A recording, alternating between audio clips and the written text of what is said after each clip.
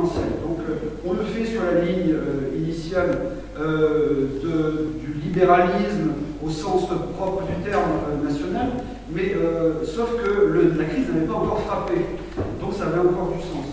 Et juste après les présidentielles, malheureusement qui ont été effectivement des succès à l'époque, en 2007, eh bien on s'est dit, là il faut tout remettre à plat. Donc on s'est mis au travail et on a inventé le patriotisme économique, c'est-à-dire réviser l'ensemble de la politique économique et sociale qui était en place depuis les années 70, 80, 90 sous Jean-Marie Le Pen. Et on avait de bonnes raisons pour ça. On avait de bonnes raisons pour ça, puisque la crise était en train de s'annoncer. Et d'ailleurs, à ce titre-là, nous avons été... ça va pas? Ça ne fonctionne pas. Voilà. Donc, à partir de là, si vous voulez, la crise, on l'a vu arriver et on a mis en place ce nouveau programme économique depuis 2008.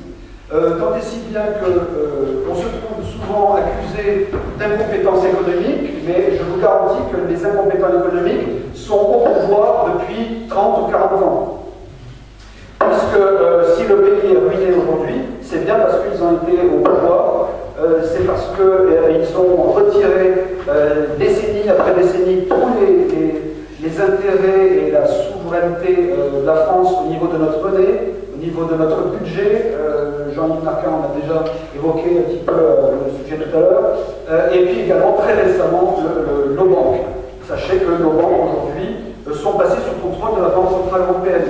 Pas un mot, pas un débat, pas une annonce au JT de 20h pour vous dire que votre banque aujourd'hui, si elle est en difficulté, c'est pas l'État français qui prendra le relais, c'est Francfort, c'est la Banque Centrale Européenne qui prendra le contrôle des banques et qui fera ce qu'ils vous feront subir, ce qu'ils ont fait à Chypre l'année dernière, en mois d'avril, il y a un peu plus tard c'est-à-dire ponctionner l'argent là où il est, c'est-à-dire dans les dépôts bancaires et dans l'épargne pour venir renflouer les banques qui sont en train de défaillir. Donc voilà, très rapidement. Alors, donc nous estimons à l'heure actuelle que le pays est en danger de mort, économiquement, socialement, il est extrêmement menacé. Et c'est pour ça que, en tant qu'économiste stratégique du Front National, je travaille également dans une institution financière publique dont je ne peux pas citer le nom puisqu'on m'a demandé la neutralité la plus totale. Mais en fait, c'est une grande institution qui gère les intérêts de la France et la finance de la France. Et si vous voulez, j'ai estimé que la situation était tellement gravissime qu'il fallait sortir. Il fallait m'engager au grand jour, sortir de l'ombre, pour pouvoir venir et porter la parole et vous expliquer un peu ce qui nous attend. Voilà. Alors, très concrètement, moi je m'engage dans les européennes parce que le dessin, le programme de l'Union européenne qui se met en place est de pire en pire. Il y aura deux sujets que je vais développer un petit peu plus tard tout à l'heure. C'est le sujet de l'agriculture, de la politique agricole commune, et le sujet du traité transatlantique entre les États-Unis et l'Union européenne. Des sujets, a priori, qui sont extrêmement peu traités dans les médias et au niveau du débat politique, puisque ces négociations ont lieu de manière secrète entre la Commission de Bruxelles et le gouvernement américain. On ne vous en parle pas, et en général, quand on cache les choses, c'est qu'il y a forcément des effets malveillants derrière. Donc, mais moi, en tout cas, je vais vous les expliquer. Alors, concrètement, l'Union européenne, aujourd'hui, qu'est-ce qu'elle nous interdit? Eh bien, elle nous interdit de contrôler nos frontières. C'est pas nouveau, depuis le traité de Maastricht, déjà en 92, puis le traité de constitution en 2005 a été rejeté, Jean-Yves Marquin l'a déjà évoqué tout à l'heure, puis le traité de Lisbonne qui a été passé en catimini et bien entendu dans le dos des Français, puisqu'il avait été rejeté 2 ans avant, eh bien Sarkozy l'a fait passer. À chaque fois que les traités ont été mis en œuvre, c'était pour nous interdire d'agir en tant que nation. Donc bien entendu, sur les frontières, c'est une ouverture totale aux marchandises, aux capitaux et aux personnes. Qu'est-ce que c'est que la liberté de circulation des personnes? Eh bien, c'est les flux migratoires et l'immigration. Donc, nous avons l'interdiction de mettre un contrôle aux frontières pour laisser entrer les gens que nous souhaitons. C'est ainsi que nous avons une immigration légale d'environ 200 000 personnes par an chaque année. Hein, donc, ça fait une bonne dizaine d'années que ça a lieu, que ce soit sous le gouvernement MP, que ce soit sous le gouvernement PS. Voire même, à l'époque de M. Jospin, il y avait des naturalisations qui ont hauteur de 100 000, maintenant c'est 200 000 depuis une bonne dizaine d'années. Et puis également l'immigration illégale. Regardez ce qui se passe dans le sud de l'Italie avec la ville de Lampedusa. La ville de Lampedusa qui reçoit un déferlant de migratoires qui sont remboursés tant bien que mal. Donc, si vous voulez, ce flux migratoire est gigantesque. L'autre soir, au deuxième tour des municipales, je n'ai retenu qu'une phrase. J'étais aux côtés de Jean-Marie Le Pen. Je suis toujours très attentif aux petites phrases qu'il prononce parce qu'il est tellement visionnaire qu'il nous avait depuis 40 ans alerté sur le péril mortel pour la France des flux migratoires au niveau du monde entier. Il a dit une phrase que je pense, je me souviendrai très longtemps. Il a dit: souvenez-vous que le Nigeria, en 2050, contiendra environ 400 millions d'habitants. Souvenez-vous qu'en 2030, l'Algérie comptera 70 millions d'habitants, comme le nombre d'habitants aujourd'hui en France. Tout le reste n'est que littérature. Donc, vous comprenez bien que si les frontières sont largement ouvertes, qu'il n'y a aucun contrôle, c'est une déferlante qui s'amuse de flux migratoires. Nous étions il y a un siècle 1 milliard d'habitants. En un siècle, nous sommes passés à 7 milliards d'habitants. Que croyez-vous qu'il va se passer avec un pays qui offre un eldorado social et qui offre, bien entendu, le gîte, le couvert et les soins de santé à toute personne qui se présente sur le territoire français? Que croyez-vous qu'il va se passer? Ça va être des centaines de milliers, des millions de flux de migrants qui vont déferler, que ce soit en Espagne, en Italie, en France, partout dans les pays de l'Union européenne, puisque avec l'espace Schengen, c'est une véritable passoire dans les 28 pays de l'espace de l'Union européenne. On nous a vendu depuis 20 ans l'espace Schengen avec une filtration, avec un protectionnisme aux frontières de l'Union européenne. C'est complètement faux. On voit que le rapport est grandissant et est en accélération. Donc nous sommes menacés. Et tant et si bien que ça va encore plus loin que ça, puisque maintenant nous avons de la concurrence au niveau des travailleurs par la directive technique de l'Europe avec la directive des travailleurs détachés. Ça consiste en quoi? Ça consiste, depuis l'entrée de la Bulgarie, de la Roumanie dans l'Union européenne, à mettre les travailleurs à bas coût qui viennent de la Bulgarie et de la Roumanie en concurrence avec les travailleurs français. Qu'est-ce que vous croyez qui va se passer quand le chef d'entreprise français aura le choix entre un travailleur français à 100 €, et pas de salaire, mais en tout cas une base de 100 €, et celui qui coûtera 70 €, que croyez-vous qu'il va faire pour lutter dans la compétition et dans la concurrence économique? Mais il va prendre le salarié qui le coûtera le moins cher. Et c'est logique, c'est normal, c'est du bon sens. Donc, nous vous alertons sur cette nouvelle directive technique des travailleurs détachés qui voit arriver donc un certain nombre de Bulgares et de Roumains pour prendre le travail des Français. Ça, c'est le premier élément concernant l'immigration et l'absence de protection aux frontières, que ce soit pour les marchandises, les capitaux et les personnes. L'autre chose, c'est le patriotisme économique. L'Union européenne nous interdit de pouvoir soutenir nos entreprises françaises, de pouvoir avoir des marchés publics français, tant et si bien que la Poste aujourd'hui roule avec des scooters taïwanais. Voilà. Donc ça paraît tout à fait normal à nos dirigeants français qui nous trahissent de cette manière-là en mettant en concurrence avec des travailleurs taïwanais. Et puis pendant ce temps-là, le chômage ne cesse de croître, puisque M. Hollande nous a vendu qu'il allait tordre la courbe du chômage. On attendait ça avec impatience au mois de décembre, et malheureusement, il nous a pas apporté ça au pied du sapin. Donc aujourd'hui, non seulement elle n'a pas été inversée, mais elle s'accroît. Au mois de février, il y a eu encore une trentaine de milliers de chômeurs qui se sont déclarés au Pôle emploi. Et à l'inverse, ceux qui sont en fin de droit sont évacués du Pôle emploi et puis sont radiés des statistiques de l'emploi. Donc voilà comment on vous cache la vérité également sur le chômage massif. Sachez qu'aujourd'hui, nous avons environ 11% de chômage officiel. Ça fait environ 3 300 000 chômeurs.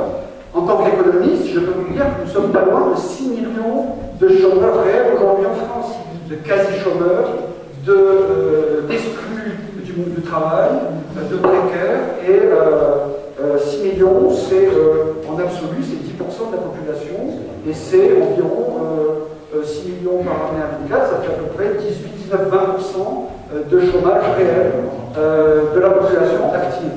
20%, c'est pas rien, c'est pas les chiffres officiels qu'on vous annonce. Hein. Voilà, pendant ce temps-là, eh bien, on nous met en concurrence avec d'autres travailleurs étrangers qui viennent travailler à bas coût. Après, vous avez ce qu'on appelle, nous, le protectionnisme intelligent.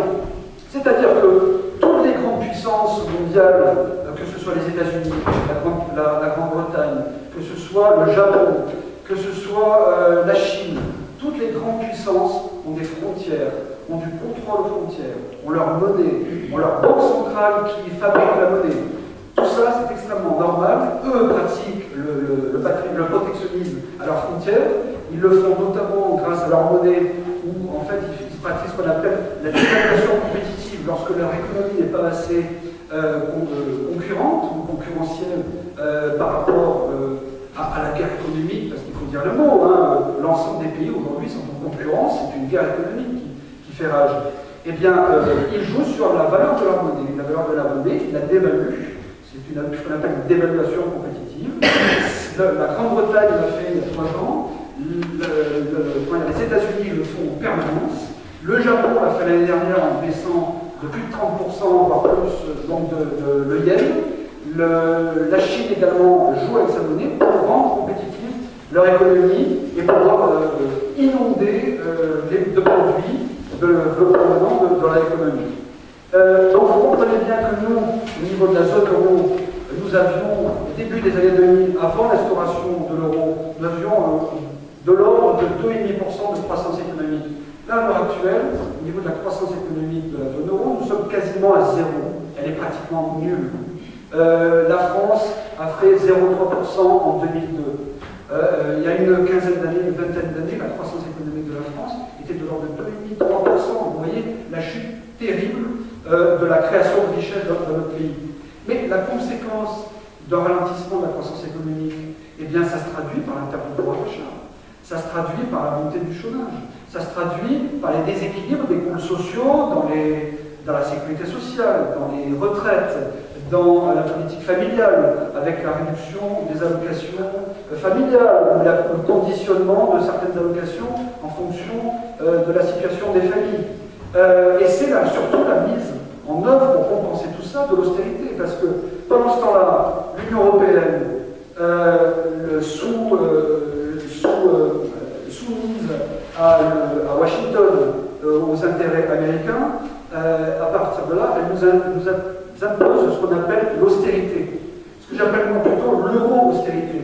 Sachez que tout ce que nous allons vivre à partir de maintenant, qui a déjà débuté depuis 3-4 ans, la souffrance que vous ressentez, les difficultés que vous ressentez au niveau économique et social, proviennent de la politique qui nous est imposée par l'Union européenne, par Bruxelles, et qui nous oblige à mettre en place des économies, parce que le grand sujet maintenant, chaque fois que vous aurez un poste de télé, quelle que soit la chaîne, c'est qu'il faut faire des économies sur les dépenses publiques. Il faut réduire notre train de vie. D'accord? Mais c'est toujours sur le dos des mêmes. C'est sur le dos des citoyens.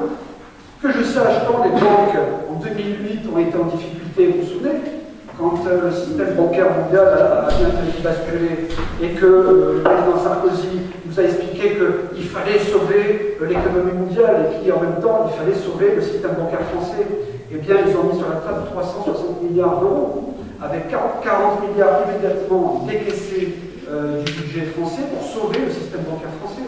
Ça veut bien dire qu'elle était fragilisée, ce système. Ça veut dire que les banques privées, qui, quand elles font des profits, les exportent à l'étranger, fournissent des revenus très importants à leurs dirigeants, mais quand elles sont en difficulté, elles se retournent curieusement vers la France, et on vient taper dans l'argent public. J'ai même entendu l'ISK en 2008 dire que les fonds publics français étaient importants pour sauver le système bancaire français. Oui, mais quand tout va bien, quand il fait beau, à ce moment-là, l'ensemble des citoyens ne bénéficient pas des avantages et des profits des banques. Ils n'ont recours aux citoyens que quand ça va mal. D'accord? Alors, voilà sur quoi on veut se battre et s'opposer à ces interdictions de Bruxelles. L'autre chose, c'est le maintien des services publics.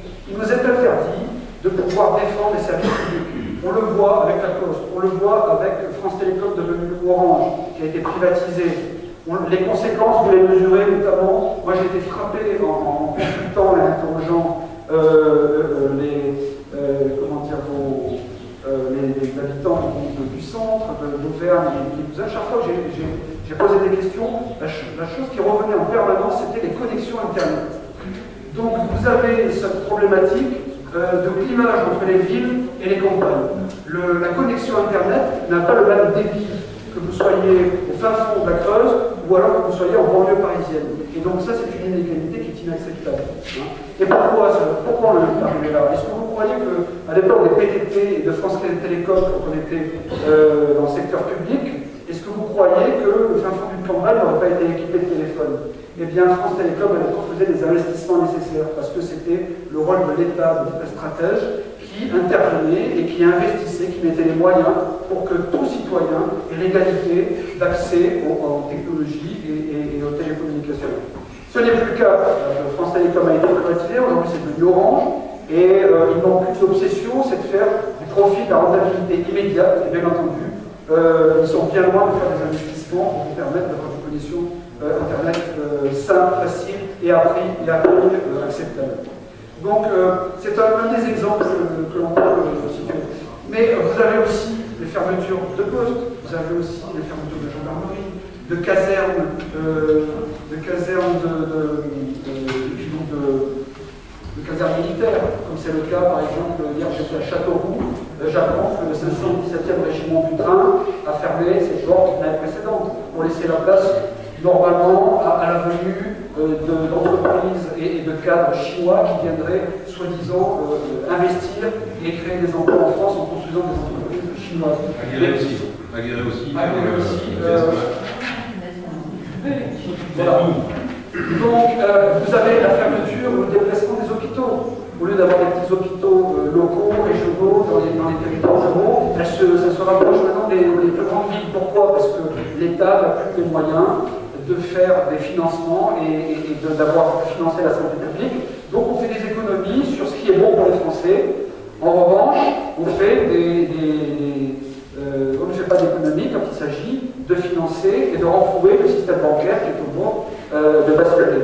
Là, on ne fait pas de l'économie et on applique l'austérité aux Français et la prospérité pour le système bancaire. Donc c'est ça que nous voulons dénoncer. Défendre également l'identité. Vous voyez de quelle manière est menacée votre mode de vie, votre culture, vos traditions. Au niveau de l'Union européenne, ils essayent de normaliser. Le grand truc, c'est qu'il faut venir des cabinets de conseil américains qui ont bien entendu une culture anglo-saxonne. Ils veulent harmoniser le monde entier sur leur profil. Et bien entendu, votre tradition, votre culture, vos mœurs, vos coutumes, ça dérange. Ça dérange parce qu'elles sont ancestrales, parce que vous représentez une population enracinée.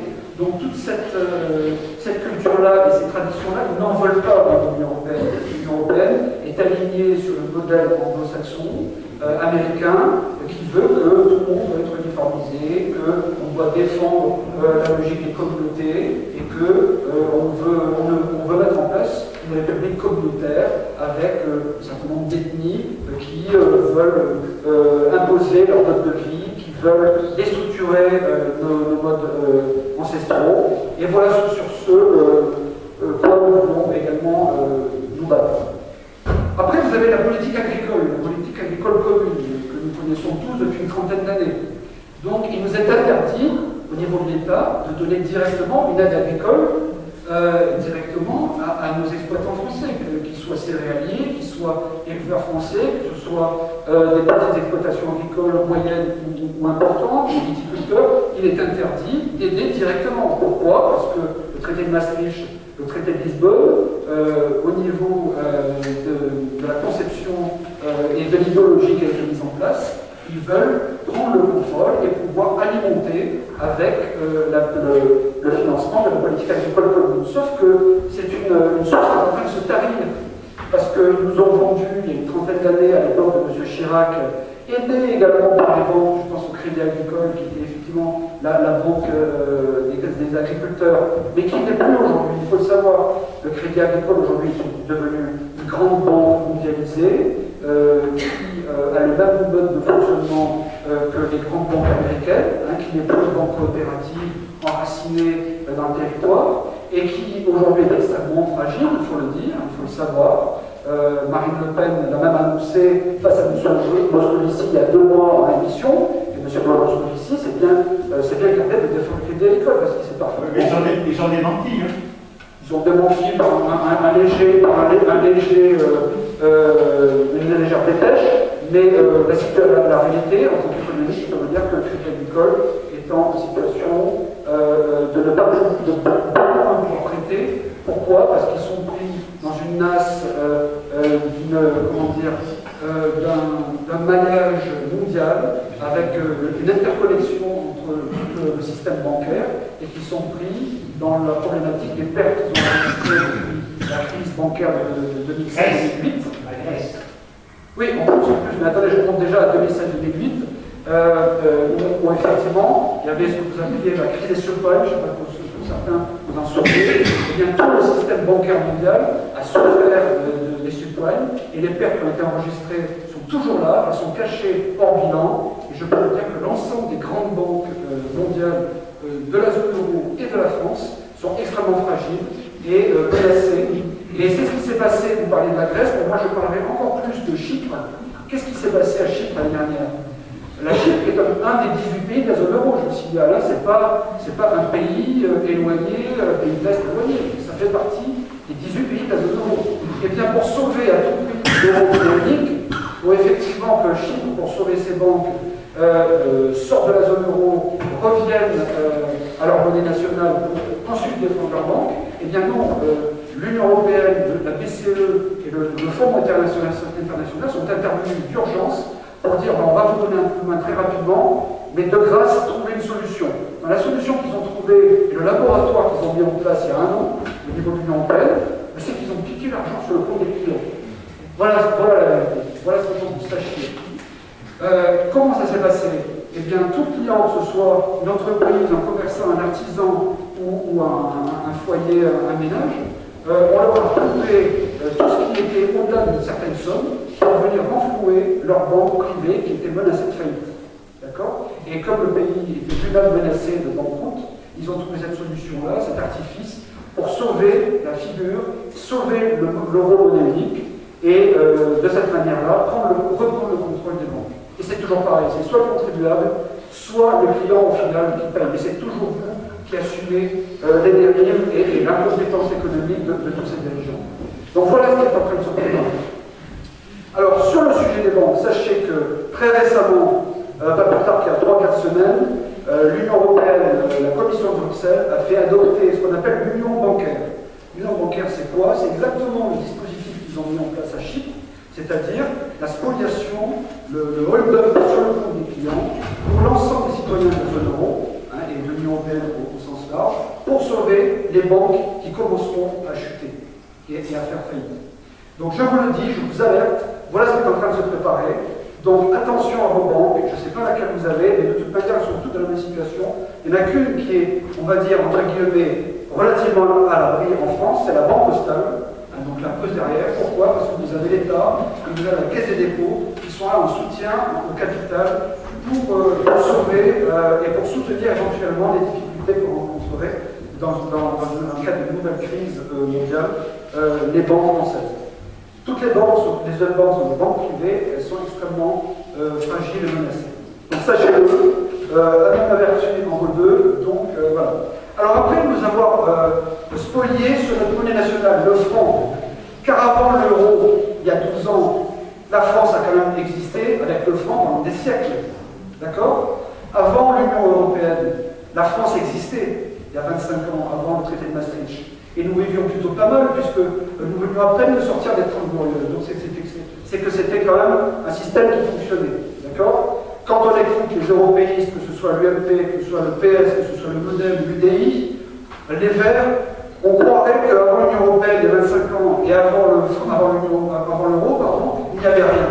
Hein. La France n'existait pas, il n'y avait pas de monnaie, il n'y avait pas d'échange, il n'y avait pas de commerce international, il n'y avait pas le projet du Concorde dans les années 60 mis au point avec la volonté politique du général de Gaulle avec les Anglais. Il n'y avait pas, avant l'Union européenne, le projet de l'aérospatiale ainsi qu'Airbus. Ce sont quand même des grands projets qui ont été mis au point, des grands projets européens, bien avant l'Union européenne. Donc ça veut dire que l'Union européenne n'a pas vraiment de valeur ajoutée aussi importante qu'on voudrait bien nous faire croire. Alors ça, c'est pour au niveau donc de la politique économique et sociale qui est pratiquée. Et puis, il y a également le problématique de, en tant que citoyen, vous êtes aussi des consommateurs. Si vous êtes des consommateurs, eh bien, sachez qu'au niveau des flux qui entrent et qui sortent en France, de plus en plus, on nous impose des marchandises, des produits qui viennent de l'étranger, de plus en plus, de manière importante. Les flux d'importation sont supérieurs aujourd'hui aux exportations, parce que le commerce extérieur, la balance commerciale, le déficit n'a jamais atteint les records à ce point-là. Dans toute l'histoire économique que je puisse connaître, les records de déficit sont au zénith. Deux, trois chiffres. 2011, 74 milliards d'euros de déficit sur la balance commerciale entre les exportations et les importations de la France. En 2013, c'était 70 milliards. Là, on est aux alentours de 64-65 milliards d'euros. Donc, si vous voulez, ça prouve bien que leur mondialisme, qu'on nous a vendu, ce fameux mondialisme heureux avec le libre-échange, avec la libre circulation des marchandises, ça prouve bien que ça ne marche pas. Si ça marchait, au lieu de nous adorer, on devrait s'enrichir, si c'était si fabuleux que ça. Or, on est en déficit permanent. Avant l'euro, nous étions en excédent au niveau du commerce extérieur. Depuis la mise en œuvre de l'euro, et là, je n'ai pas de trop à vous montrer, mais croyez-moi sur parole, nous sommes rentrés en déficit de la balance du commerce extérieur. Ça prouve bien que leur modèle économique ne marche pas. Il n'y a qu'un seul pays qui s'en tire, c'est l'Allemagne. Mais l'Allemagne, vous connaissez le niveau social et le niveau de vie des Allemands. Vous savez combien une caissière de supermarché gagne aujourd'hui? En Allemagne, 450 €. 450 €. Elle est obligée d'avoir un deuxième job pour pouvoir survenir correctement à ses moyens. Vous croyez que c'est ça qu'on veut en France au niveau du modèle social? Le modèle allemand, c'est pas du tout la culture de notre pays, extrêmement latin, et qui refusera un tel esclavage économique et social. Alors évidemment, il y a beaucoup de chômage en Allemagne, puisqu'ils ne sont pas du plein emploi. Ils sont environ à 5-6% de chômage officiel. Mais si c'est pour avoir un ou deux métiers par jour, pour un au bout du compte, à avoir 900 000 € par mois, est-ce que vous croyez que c'est une vie? Franchement, moi j'en veux pas. J'en veux pas dans mes compatriotes. Donc pour ça, nous sommes contre l'Union européenne, de par la politique économique et sociale qui cherche à nous imposer. Et puis après, vous avez le refus de laisser le pouvoir au peuple de choisir son destin. Donc, si vous voulez, sachez, et je dis toujours bon de le rappeler, que 80% des lois aujourd'hui en France qui s'appliquent à vous proviennent de Bruxelles. 80% des lois proviennent des directives techniques qui ont été mises au point par les technocrates de Bruxelles, au niveau de la Commission de Bruxelles, qui sont passées par le Parlement européen, votées par l'UMP, le PS, main dans la main, le modèle, enfin tous ceux qui sont représentés et qui sont d'accord avec ce modèle économique ultralibéral et mondialiste, et qui s'applique à nous. Donc nous devons reprendre le pouvoir et que la primauté des lois françaises l'emporte sur des lois supranationales qui nous viennent de Bruxelles. Voilà grosso modo ce que l'Union européenne nous interdit. Alors bien entendu, ils vont vous faire le coup pendant la campagne est en train de commencer. Moi j'ai commencé hier à Châteauroux, en première réunion publique, comme je fais devant vous aujourd'hui. On est au début de la campagne. On est donné dans les sondages, grosso modo, à 22, 23, 24%. Une fois, on est devant l'UMP. L'autre fois, dans notre sondage, on est derrière l'UMP. En tout cas, le PS est systématiquement derrière nous. Ça, c'est une certitude. On est en début de campagne. Nous, notre objectif, au niveau du Front National, l'objectif de cette campagne, dire, pour les Européens 2014, c'est d'être en tête, c'est d'être le premier parti qui sera présent au sein du Parlement européen.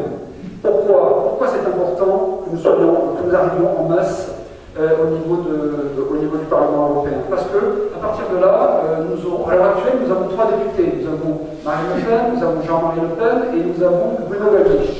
Imaginez que nous ayons une quinzaine, une vingtaine de députés qui arrivent au Parlement européen. À partir de là, on va pouvoir commencer à espérer pouvoir monter ce qu'on appelle un groupe parlementaire. Donc avec nos alliés, nos partis frères, patriotes comme nous, en Hollande, aux Pays-Bas, en Hongrie, en Autriche, en Italie, en Espagne, etc. Avec tous ces pays-là, on va constituer éventuellement un groupe parlementaire qui aura du poids, qui va peser, et qui va à ce moment-là pouvoir constituer une minorité de blocage au niveau de toutes les lois qui vont tenter de nous imposer, parce que croyez-moi que les projets qui arrivent, dont je vous parle dans un petit moment, sont terribles. Moi, je suis effrayé quand je regarde le contenu de ce qu'ils vont nous préparer. Et tout ça, pourquoi? Parce qu'ils sont vendus au niveau d'une idéologie mondialiste qui est soumise à Washington, qui a une vision globale et qui a une vision d'imposer ses normes et son mode de fonctionnement à l'ensemble de la zone euro et de l'Union européenne. Donc, ils vont vous faire le coup tout le temps à l'UMP et au PS maintenant, ça va changer. Vous allez voir, on a compris que les Français souffrent, on a compris que cette Europe n'est pas sociale. Donc là, cette fois-ci, on vous le promet, l'Europe va être sociale. Ouais. Comme toujours, ça fait 25 ans, à chaque campagne pour les élections européennes, il nous faut le même coup. Je pourrais vous ressortir les affiches de 1989, de 1994, de 1999. Chaque fois, c'est une nouvelle Europe. L'Europe va changer. Nous allons voir, parce que moi, je vous fiche mon billet qu'elle est bien loin de pouvoir changer. Alors, il y a aussi les nouveaux patriotes, l'UMP. L'UMP, chaque fois, il nous faut le coup. Alors, aux élections présidentielles de 2007, M. Sarkozy, sentant qu'il y avait quand même un bon courant du côté du Front National et des patriotes, il nous a fait le coup de Buisson. Hein, je crois que je ne éventuellement tout à l'heure, c'est des questions. Le groupe de Buisson, on se met sur la ligne française nationale, on ressort les drapeaux français, on les agite bien fort pendant les meetings, on fait péter la Marseillaise, on nous prépare également les déclarations en disant que la France sera plus forte dans une Union européenne, parce que la France est trop petite, parce que ces gens-là ont honte de leur pays. Ils ont honte pourquoi? Parce qu'ils n'ont pas confiance en eux-mêmes. Ils ne savent pas que la France est une grande puissance. De manière ancestrale, ça fait plus de 1000 ans, 1500 ans que la France rayonne dans le monde entier, d'un point de vue agricole, d'un point de vue économique, d'un point de vue social.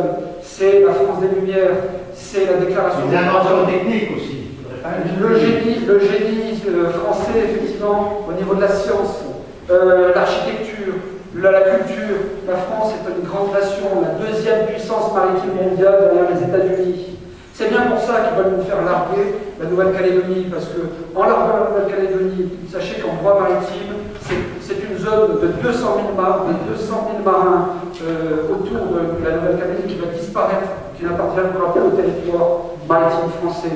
Et c'est comme ça, étape après étape, qu'ils nous ont bravé la France, qu'ils ont pillé la richesse de la France, et qu'ils ont trahi par leurs gouvernements successifs depuis les années 70.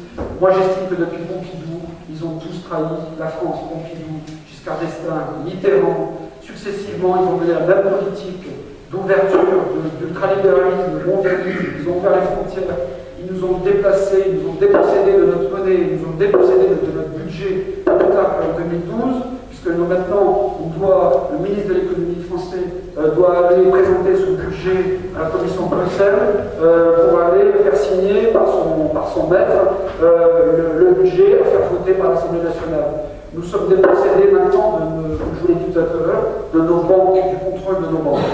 Donc, est-ce que vous croyez qu'avec toutes ces fonctions régaliennes qui ont quitté nos territoires, avec la perte de souveraineté sur tous ces sujets-là, avec la perte d'identité qui est en train de se mettre en place, croyez-vous que nous sommes encore une grande nation? m'ont terriblement affaibli. Et croyez-moi qu'on va se battre pour inverser ce processus-là. C'est pour ça que, encore une fois, nous devons être nombreux au Parlement européen et pour préparer également les élections à venir, les régionales, les sénatoriales au mois de septembre prochain, et puis le grand rendez-vous de 2007, les présidentielles. Peut-être même avant d'ailleurs, parce que je peux vous dire que la situation du monde en termes de crise est catastrophique. Sachez qu'après 2007-2008, de nouveaux chocs sont attendus. Et c'est pour ça qu'ils nous imposent cette politique d'austérité, d'euro-austérité, que je qualifie, puisqu'ils vont beaucoup céder au sauvetage de l'euro. Sachez par exemple que, en tant qu'économiste, je me suis amusé à faire les calculs. Qu'est-ce qu'avait coûté depuis le début de l'agonie de l'euro en mai 2010? Combien a coûté à la France, à votre avis, le sauvetage de l'euro et du système bancaire de la zone euro? 525 milliards d'euros. Un quart de la richesse nationale, aujourd'hui, a été consacré au sauvetage de l'euro, rien que pour la France. Mais vous avez également l'Allemagne, l'Italie, l'Espagne, le Portugal, tous les pays ont contribué au sauvetage de l'euro. Et on vous avez vendu l'euro protecteur. Mais est-ce que vous trouvez normal qu'on vienne au secours et au sauvetage de quelqu'un qui vient vous protéger? Vous trouvez ça logique? S'il est là pour vous protéger, il n'a pas besoin de défendre. C'est une logique implacable. Donc retenez le chiffre, 525 milliards d'euros aujourd'hui qui sont provisionnés dans les comptes, et lorsqu'il va y avoir un nouveau choc qui va frapper, eh bien le système bancaire sera menacé, l'euro sera de nouveau menacé, et c'est là que vous allez retrouver ce budget qui va s'engloutir et qui va être ponctionné au niveau de votre imposition, au niveau de la perte de vos prestations sociales. C'est pour ça qu'aujourd'hui, il vous parle d'économie, de dépenses sur la dépense publique, le fameux pacte de responsabilité et de solidarité, parce que ça fait bien, M. Valls arrive, donc il faut mettre un petit peu de ricolin, on rajoute un peu de solidarité, ça fera mieux. Hein. Eh bien, ils vont vous fonctionner dans vos poches 50 milliards d'euros, mesdames et messieurs, dans la poche de tous les Français. 19 milliards au titre de l'État, 10 milliards au titre de la sécurité sociale. Alors, entre parenthèses, M. Valls, comme ça, nous a glissé qu'il était probable, effectivement, que pour faire des économies sur la sécurité sociale, on ne paye plus les 5 premières consultations chez le médecin. Vous en avez entendu parler? Voilà. Eh bien, moi, je veux bien s'il y a des abus au niveau de la sécurité sociale, mais ce n'est pas les 5 premières consultations qu'il faut dérembourser, c'est les 5 suivantes. C'est ceux qui abusent, effectivement, de la santé publique, qui vont chez le médecin pour un déploiement. C'est les étrangers qui viennent en France pour se faire soigner. C'est la service, c'est la service.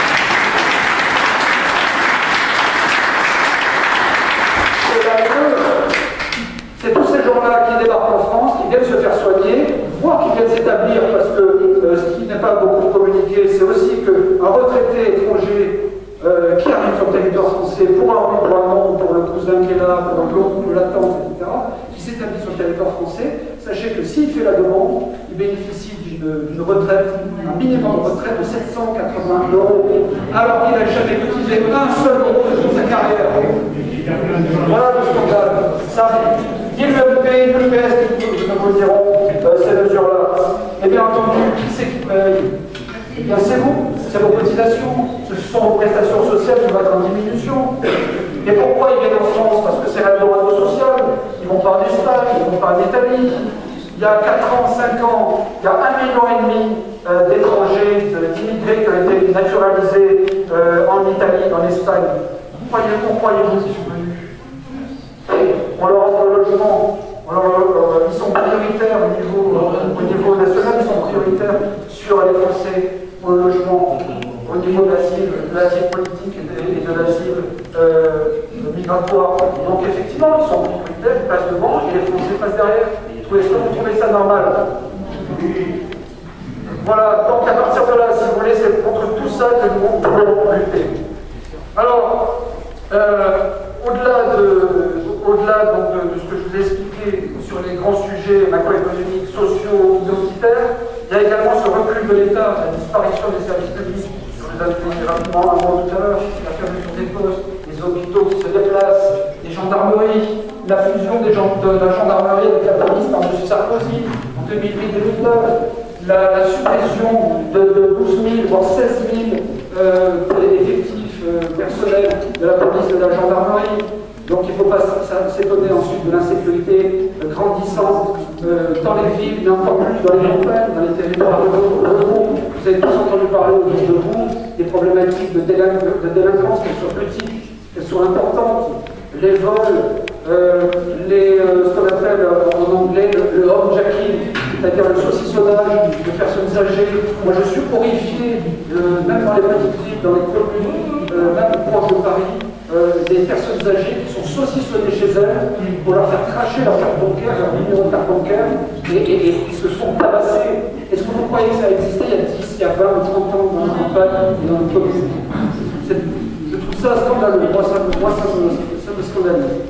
Vous avez aussi la problématique, en tant que proche du milieu agricole, vous avez tous entendu parler aussi des vols de matériel agricole sur les exploitations agricoles, le vol de cheptel, le matériel de chantier, EDF, SNCF, avec les câblages qui disparaissent sur le chantier et qui parfois on peut s'imaginer vers les pays de l'Est.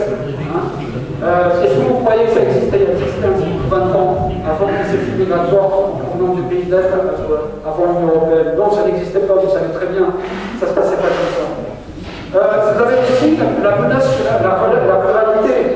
Vous savez, ce millefeuille administratif, ben oui, ils ont fait du clientélisme pendant 30 ans en achetant les voix, que ce soit BNP ou EPS, de leurs concitoyens, en leur proposant des emplois dans les conseils régionaux, dans les conseils généraux, et on a empilé les strates administratives avec les communes, les départements, et comme ça, on a fait un clientélisme élevé, et bien entendu, ça pèse sur les budgets, c'est pour ça que vous avez un dérapage budgétaire et des dépenses publiques au niveau de ces instances régionales et départementales. Donc à partir de là, si vous voulez, la dernière, c'est les communautés de communes. Donc il y a beaucoup trop de petites communes, il y a 36 600 communes en France, vous vous rendez compte, ça n'a pas de sens, bien entendu, mais c'est sauf que c'est une construction qui est ancestrale, ça fait des centaines d'années que ça existe, c'est pas venu comme ça par l'opération du Saint-Esprit. Ces communes, elles se sont construites parce qu'il y avait des fiefs, il y avait des hameaux qui sont constitués, qui ont grossi, ça a un sens, ça a une logique, ça a une explication humaine à tout ça. Or, tous ces gens-là ont une vision administrative, une vision comptable de la France. Ils veulent supprimer les strates qui les dérangent, bien entendu, parce que c'est trop enraciné dans le terroir. Donc on veut supprimer, effectivement. Donc on fait des intercommunautés de communes. Et bien entendu, au passage, ça permet de regrouper aussi les cartes électorales, ça permet de pouvoir comme ça évincer le FN qui est en train de monter. Même Jonas, certains d'entre vous ont peut-être écouté l'émission de Marine Le Pen jeudi soir, à des paroles et des actes. J'étais sur le plateau invité par Marine Le Pen. J'étais stupéfait. C'est un guet-apens, cette émission. Vous avez là tout le gratin du journalisme parisien qui sont de l'intendue de cette Union européenne, qui sont pour l'ouverture, parce que ça fait très chic d'être ouvert sur le monde entier. L'euro est formidable, vous vous rendez compte? On peut aller à Düsseldorf et puis on peut passer un week-end à Düsseldorf avec l'euro, c'est formidable. Ben oui, c'est une monnaie de commodité. Mais la souffrance au quotidien, le renflouement de l'euro, l'asphyxie, la montée du chômage, tous ces gens-là, on que faire? Alors vous avez là, un regroupage de journalistes, d'invités adversaires triés sur le volet. Alors vous avez le CGTiste de base, le travailleur de chez Peugeot, sur les chaînes de montage. Et puis, Madame Le Pen, je ne vous reconnais pas la légitimité de parler des travailleurs. Mais en même temps, la CGT a voté la plupart des accords qui ont été proposés par le MEDEF et par tous les gouvernements depuis des décennies maintenant. La CGT a été d'accord lorsque M. Delors, en 1984, ministre de l'économie de Mitterrand, a cassé l'échelle des salaires. Personne ne veut pas, ça vous avez l'échelle des salaires. Et bien c'est ce qu'explique la fracture sociale depuis 25 ans entre l'envolée des prix que vous avez connu depuis 25 ou 30 ans et vos salaires, vos rémunérations, vos retraites qui n'ont pas suivi l'évolution des salaires. La fracture sociale, elle vient de là. C'est l'échelle mondiale des salaires, c'est l'indexation des salaires et des revenus par rapport à la montée des prix. Alors, comme les prix ont beaucoup trop monté à l'époque du Francfort, sous M. Barre, à l'époque de Mitterrand, à l'époque ensuite de Jacques Chirac, à l'époque de Sarkozy, etc., eh bien, on a changé de monnaie. Et puis, en changeant de monnaie comme ça, avec la parité monétaire, on passe de 1 à 7, 6,5 on va dire. Comme ça, on divise par 6,5, ça se verra moins. Et puis comme ça, la baguette qui coûtait 1 franc, en même temps, elle coûte 1 euro. D'accord? Ça parle à tout le monde, la baguette. Tiens, au passage, la baguette qui coûte 1 euro. Les agriculteurs, est-ce que vous savez combien leur revient à chaque vente de baguette? 3 centimes. 3 centimes contre 97 centimes qui vont au prix des charges, de l'imposition, de la TVA, de la masse salariale. Et le boulanger revient 6 centimes. Donc moins de 10 centimes revient aux producteurs des céréales et aux producteurs du pain, contre 90% qui vont au niveau de la distribution, de la grande distribution, au niveau des charges sociales, au niveau des impôts, au niveau des masses salariales. Voilà le scandale qu'on nous a imposé. Au-delà de ça, au-delà de la ruralité et de la menace au niveau des communautés de communes, vous avez aussi, comme je vous disais tout à l'heure, les inégalités entre les gens des villes et les gens des campagnes. Cette problématique, notamment, comme je disais tout à l'heure, de la technologie et de la télécommunication, où vous avez aujourd'hui des capacités de connexion qui datent, on disait tout à l'heure, du Moyen-Âge, je sais pas, Marcel, je dis ça, du Moyen-Âge, je suis dans mais en tout cas, les années 90, le bas débit de la DSL que tout le monde avait dans les années 90, sauf que dans les villes, tous les équipements ont été mis en œuvre pour avoir le haut débit, avec voire la fibre optique, pour avoir du très haut débit. Donc, les portables ne passent pas dans pas mal de communes. Exactement. Donc ça, c'est quoi si c'est pas l'absence de cohésion sociale? C'est ce clivage entre les gens des villes et les gens des campagnes. Ça, je le condamne et je n'accepte pas. Donc pour ça, nous avons des solutions. Nos solutions, elles sont très simples. Elles viennent de très très loin. C'est le bon sens. C'est que qui peut s'occuper le mieux des Français que des Français?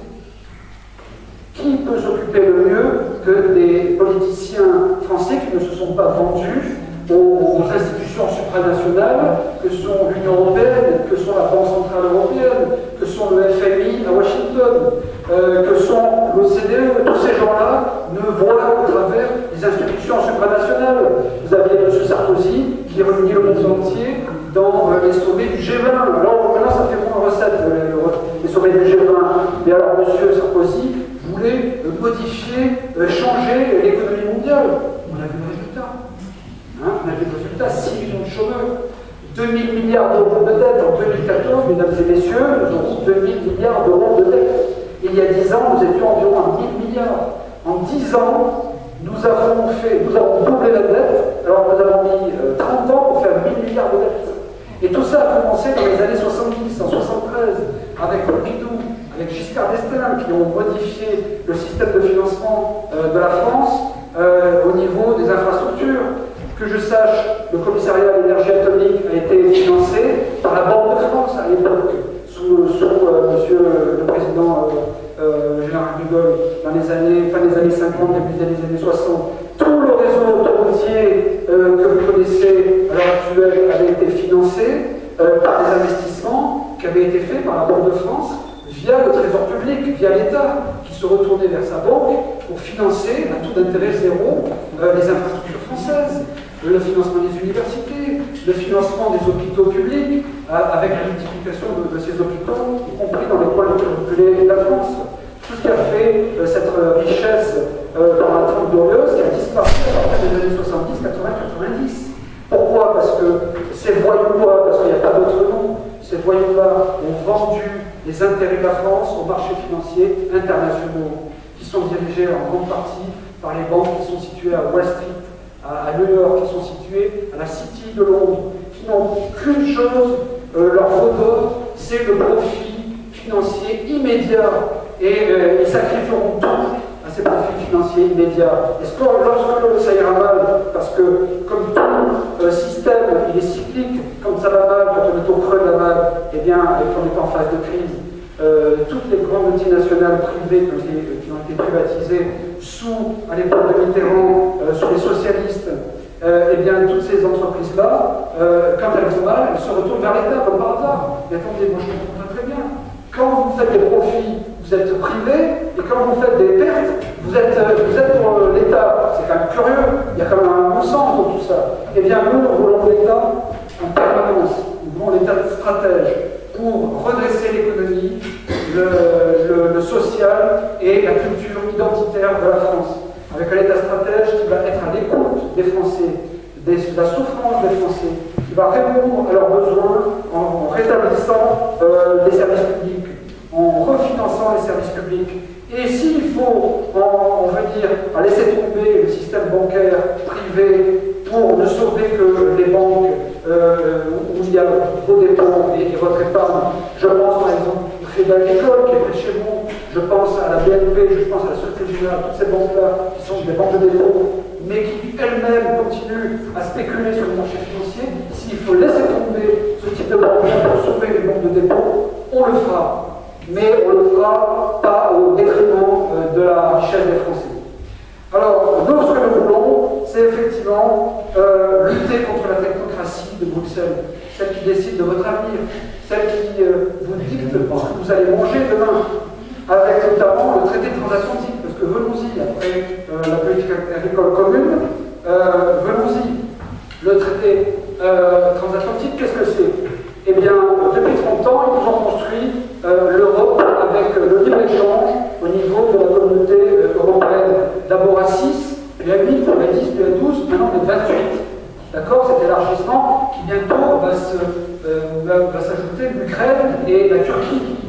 L'Ukraine, comme par hasard, pendant le début des campagnes électorales pour les européennes, il y a une révolution, c'est quand même curieux, ça peut dire à ce moment-là, d'accord? C'est justement parce que l'Union européenne, avec sa diplomatie, pilotée elle-même par l'OTAN, vous savez, cet organisme où les Américains sont majoritaires et qui sont toujours à la manœuvre, et qui cherche bien entendu à déstabiliser certains pays pour mieux en prendre le contrôle et imposer, entre parenthèses, l'Union européenne, a soutenu le parti d'extrême droite néo-nazi qui s'appelle Svoboda, qui les a soutenus et qui ont fait un putsch et qui ont sorti du gouvernement M. Yanukovych qui avait été élu légalement et démocratiquement.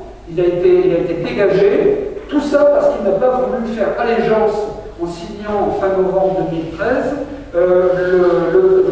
l'accord de libre-échange entre l'Ukraine et l'Union européenne. Déclaration de guerre. D'abord à l'Union européenne et puis derrière aux Américains. Parce qu'ils avaient bien l'intention, effectivement, d'élargir l'Union européenne à l'Ukraine, parce que ça fait encore une manne de encore 50 ou 60 millions d'habitants qui devraient envoyer ces travailleurs au Bakou, venir travailler sur les chaînes de montage de Peugeot, de Renault, etc. Vous voyez le calcul qu'ils font. Alors, l'Ukraine, la Turquie, il faut savoir que leur obsession, c'est quand même que la Turquie entre dans le grand espace de l'Union européenne. C'est quand même 70 millions d'habitants supplémentaires, la Turquie. Hein, je crois pas. Voilà, mais où on va dire. C'est ça, c'est quand même un pays assez expliqué. Donc à partir de là, vous croyez que ça va s'arrêter? Eh bien, rien ne va nous arrêter si on ne se met pas au milieu, si on ne sert pas de spectacle. Donc là, la dernière lubie des technocrates de Bruxelles sont bien entendu l'emprise des interventions des États-Unis. Je ne parle pas des Américains, quand je condamne pas, je ne suis pas un anti-américain primaire. Je condamne les gouvernements américains successifs depuis 30 ou 40 ans, avec en ligne de mire actuelle Obama, avec un président français, M. Hollande, qui va, pas plus tard qu'il y a 3 semaines, à Washington, faire allégeance à M. Obama en disant « Oui, ne vous inquiétez pas, le traité transatlantique, il faut qu'il soit négocié rapidement, parce que c'est notre intérêt à tous. » Oui, c'est surtout l'intérêt des multinationales américaines, c'est surtout l'intérêt de l'économie américaine au niveau de l'agriculture, avec des fermiers américains qui sont 10 fois supérieurs même au prix quelles normes croyez-vous qui vont s'appliquer? C'est toujours le plus gros qui mange le plus petit. Hein, c'est la loi de la nature. Bon. Donc, ils vont vous imposer leurs normes sanitaires. C'est comme ça que vous allez vous retrouver avec des OGM. C'est d'ailleurs déjà fait. La France, il y a quelques semaines, a dit non aux OGM. Ah oui, c'est repassé par Bruxelles, et puis la Commission de Bruxelles, acceptée par l'Union européenne, est en train de vous imposer les OGM. Bruxelles a dit oui. Voilà. Donc il y a les OGM, mais après, il y a également le bœuf aux hormones. Attendez-vous à manger du bœuf aux hormones dans les années qui viennent. Et vous avez également le poulet lavé à l'eau de Javel. D'accord? Et vous avez la multitude d'insecticides et de pratiques, les lobbies américains, ils font le siège de la Commission de Bruxelles et qu'ils ne les lâchent pas. Il y a des gens qui sont là demeure toute l'année pour venir faire. C'est les lobbies, ce sont les intérêts privés qui font de la pression auprès des technocrates pour leur dire, vous savez, notre produit, il est bon, vous devrez le mettre sur vos rayons pour pouvoir le vendre à tous les citoyens. Les autres 8 jours en Marrakech, on va l'expliquer. C'est ça, avec des voyages dans la récompense, c'est un remerciement. Mais ça marche, puisque aujourd'hui, la plupart des multinationales sont implantées en France. Et Monsanto vient de gagner la bataille des OGM, pas plus tard qu'il y a quelques semaines. Donc c'est bien que ça marche. Donc c'est ça pour lequel nous voulons lutter. Alors, donc vous avez le traité transatlantique avec l'abaissement des barrières douanières. Donc il va falloir qu'on baisse nos tarifs douaniers. Le peu de barrières douanières que nous avions, eh bien, elles vont tomber. Alors ce qu'ils veulent faire, le grand début, c'est faire un grand marché entre les États-Unis et l'Union européenne. C'est la seule moyen de s'en tirer. Sauf que le scénario qui se prépare, c'est que les Américains, qui ne sont pas forcément mieux aujourd'hui que les États-Unis au niveau de leur économie, même si on nous fait croire que ça va bien, ils sont en train de nous exporter leur crise. Ils l'ont toujours fait depuis l'après-guerre. Ils le faisaient jusqu'à présent grâce au dollar. Le dollar, c'est quand même la seule monnaie nationale d'un pays qui a été imposée dans toutes les transactions internationales. C'est quand même, quand on y pense, c'est quand même une aberration économique. Tout comme est une aberration, à l'inverse, l'euro. Le Japon a le yen, la Grande-Bretagne a la sterling, la Russie a le rouble, la Chine a le yuan. Et nous, on a une monnaie pour 18 pays. Et tout est normal. Sauf qu'on est en train d'avoir une explosion du chômage, un effondrement du pouvoir d'achat, une croissance économique quasi proche de zéro. Et moi, ce que je crains prochainement, c'est l'entrée structurellement en récession. Voilà ce qui nous attend pour continuer sur ce chemin-là. Donc, le traité transatlantique est un péril mortel. Non, c'est comme ça que l'analysons au Front National. C'est un danger mortel pour l'agriculture française, qui est vouée probablement à une disparition programmée dans la décennie qui vient si le traité transatlantique est voté au Parlement européen. Et on est là aussi pour vous alerter. Au-delà des banques, au-delà de la monnaie, au-delà de notre budget qui s'est envolé, qui est parti à Bruxelles, il y a également le quotidien. C'est votre avenir qui est menacé. Voilà donc sur quoi je voulais vous alerter également sur le traité transatlantique. Voilà sur quoi je vais faire campagne également dans les médias lorsque je serai invité éventuellement dans les débats contre mes adversaires. Mes adversaires sont dans la région de Hortefeux pour l'UMP. Monsieur Hortefeux, qui est le grand ami intime de Monsieur Sarkozy. Monsieur Sarkozy, qui, dans les confidences et les enregistrements, les écoutes de Monsieur Puissant, disait pique-port sur son grand ami Hortefeux. Donc il a dû en prendre son grade à ce moment-là. Après, je suis face également à Monsieur OPS, à Monsieur Denano, c'est ça, qui est le président du Conseil. Voilà. Donc, ils sont pas dans la main. Ne vous inquiétez pas, ce sont les partis d'étrangers. Hein. C'est ce qu'on appelle, nous, au Front National, l'UMPS. L'UMPS, qui a voté le traité de Lisbonne, qui a voté le traité de Maastricht, qui a été pour l'euro, qui est pour l'ouverture des frontières, qui est pour les flux migratoires massifs. Ils sont tous dans la main quand il s'agit des grands sujets fondamentaux, ils sont tous d'accord. Et ils vont être exactement l'inverse pendant la campagne. Donc il ne faut rien attendre d'eux. Ces gens-là, moi je les qualifie de grands serviteurs de l'État. Ils ont pillé la Maison France. Ils ne se sont pas gênés, ils ont brader tous les intérêts de la France.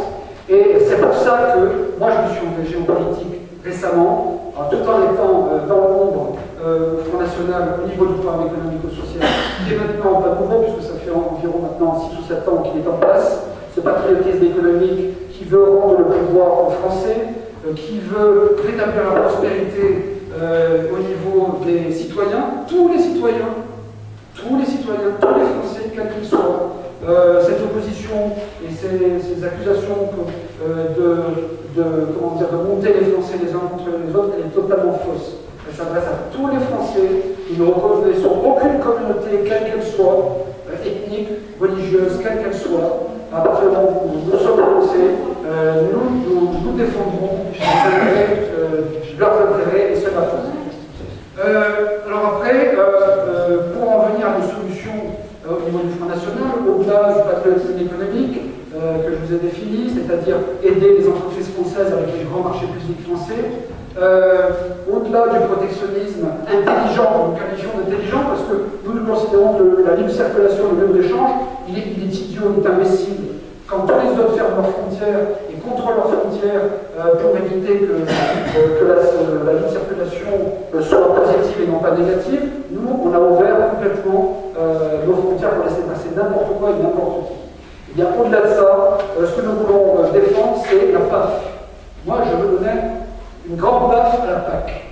Parce que je voudrais quand même vous dire là, ici que la PAC 2014, telle qu'elle est définie à l'heure actuelle, c'est 9,2 milliards qui vont être attribués en 2014, mais qui va être en réduction, en diminution d'année en année jusqu'en 2020.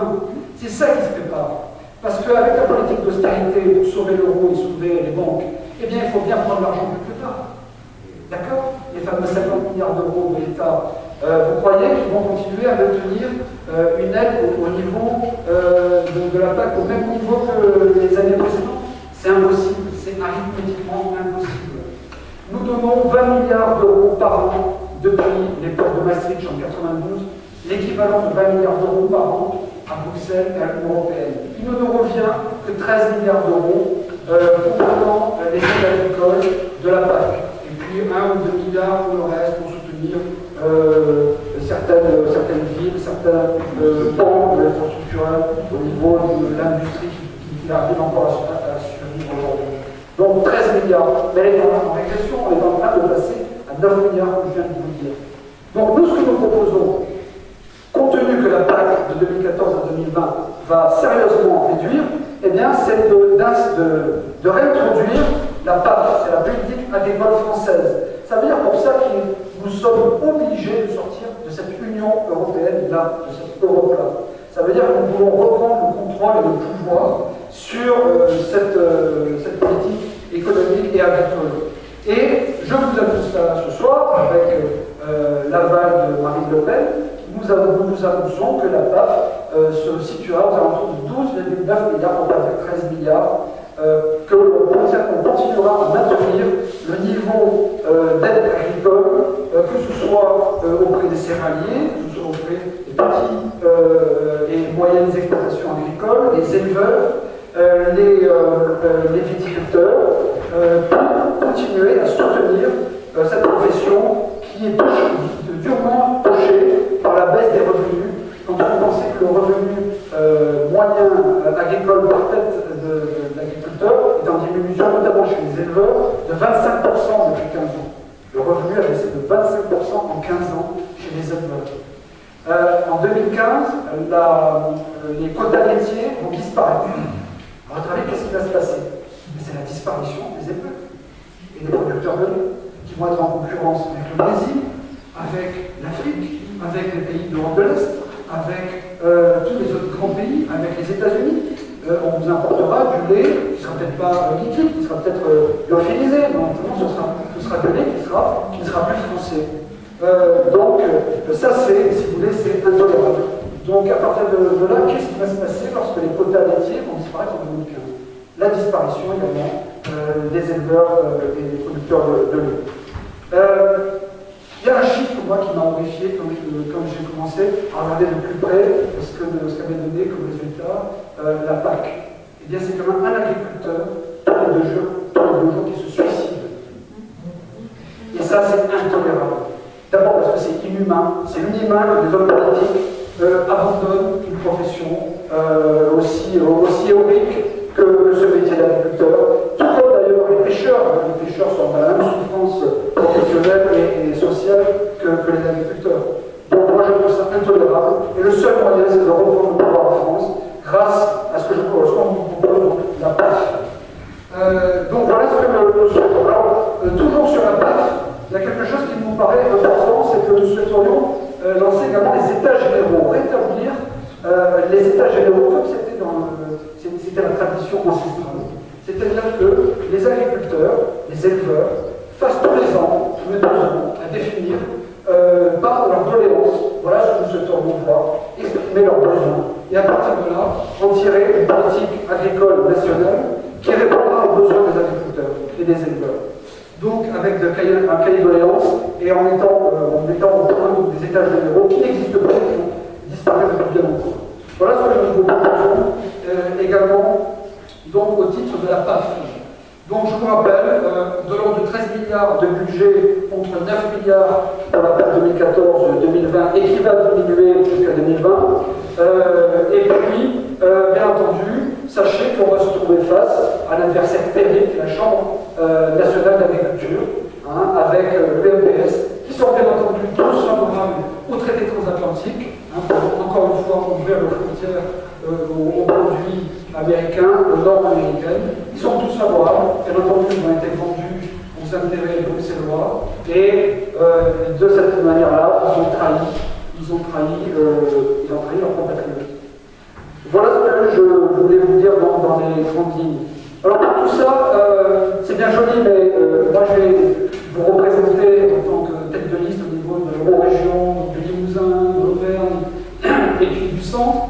On va monter au créneau, on va se battre, on va défendre tout ce que je viens de vous exposer dans les grandes lignes là-ci, mais j'aurai encore d'autres choses à vous dire, mais je ne vais pas non plus monopoliser la parole puis vous ennuyer trop longtemps. Mais tout ça pour vous dire qu'on a aussi besoin de vous, on a besoin que vous en parliez à vos amis, on a besoin que vous arriviez à persuader votre famille, vos voisins. Il faut notamment essayer de relayer ce que je viens de vous dire. Alors pour ça, vous aurez évidemment des supports qu'on va vous remettre lors de la campagne, des tracts qui expliquent un petit peu les grandes lignes de la programme.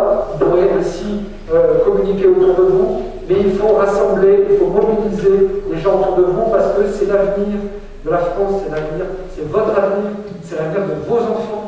Si demain les exploitants agricoles n'existent plus, et qu'est-ce qu'on va devenir au niveau de l'indépendance alimentaire au niveau de la France? On dépendra des États-Unis, on dépendra des pays qui vont produire à bas coût. Et en termes de qualité, qu'est-ce qu'on va manger? Et les fromages français, vous croyez qu'ils vont survivre avec les normes américaines? Le fromage au lait cru, c'est l'ennemi de l'américain. Ils détestent les bactéries françaises. Donc ils vont les tuer, comme ils vont faire avec les agriculteurs